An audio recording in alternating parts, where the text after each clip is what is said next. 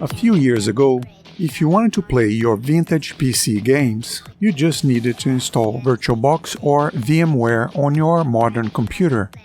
After that, you would be able to create a virtual machine on which you could install Windows 95. But the biggest problem with this solution is that when you create a new virtual machine, this kind of software would just expose the hardware of your modern host computer to this virtual machine.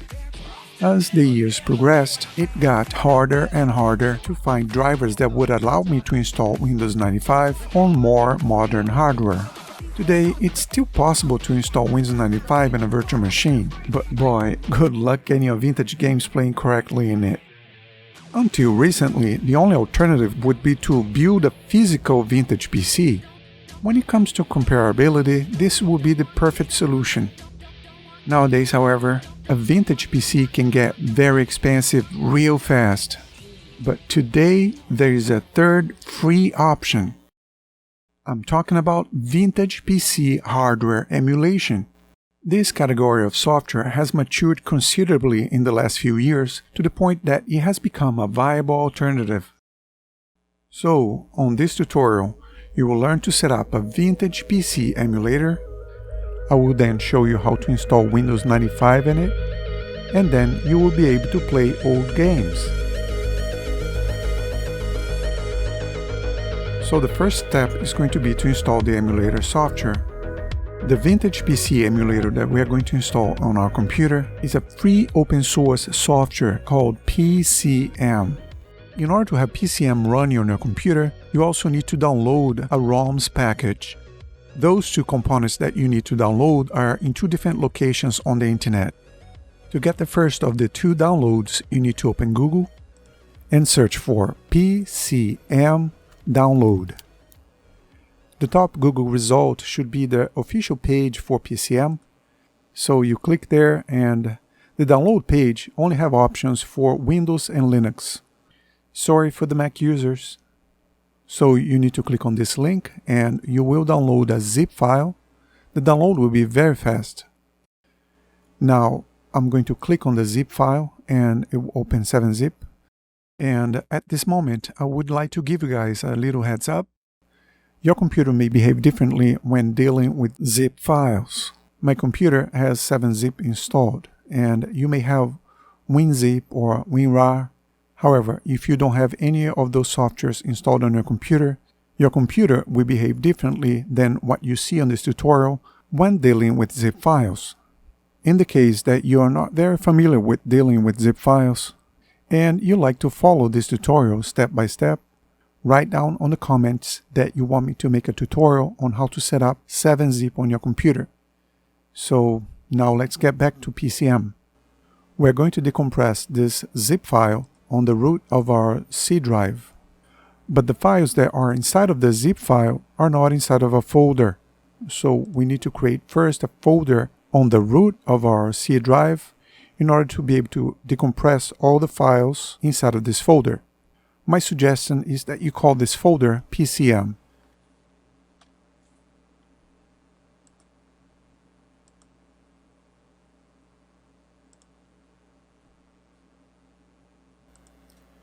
Here's the PCem folder. Now, to get the second of the two downloads, you need to open Google again and search for PCem ROMs download. This should be your first Google search result, and you need to open this web page and click on the code button and then on the download zip link.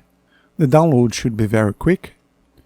Now you can open the PCem ROMs master zip file, and inside of the folder PCem ROMs master, you'll find all the ROMs that you need. You will need to copy all the ROMs located here into the ROMs folder, which is located on the PCem folder that you created on the root of your C drive. To do that, you need to open this folder inside of your zip file and then press Ctrl A to select everything. Now let's drag the 7-zip window to the side here, and now we can drag all the files and folders into the ROMs folder. Now say yes to all to override everything.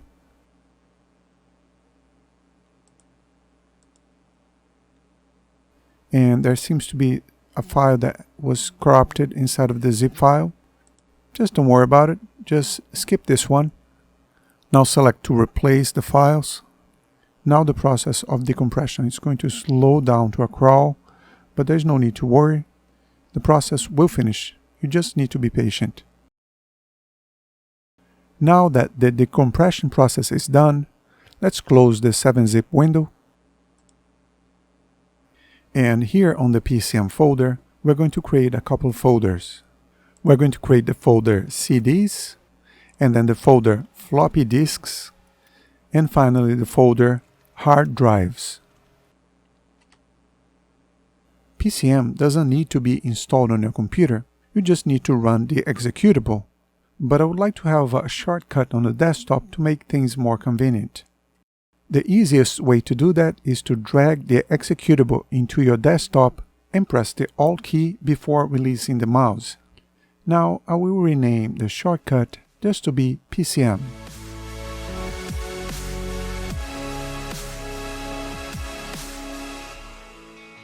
Finally, it's time to set up your Vintage PC inside of your PC emulator.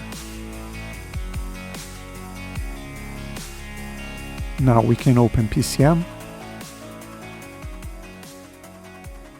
We're going to create a new PC emulation. Let's call it Win95. The configuration will be pretty simple. First, we'll need to select the machine, and we will select Socket 7, Shuttle Hot 557. For the CPU, we will select an Intel Pentium 90. Now for the memory, we will select 16 megabytes.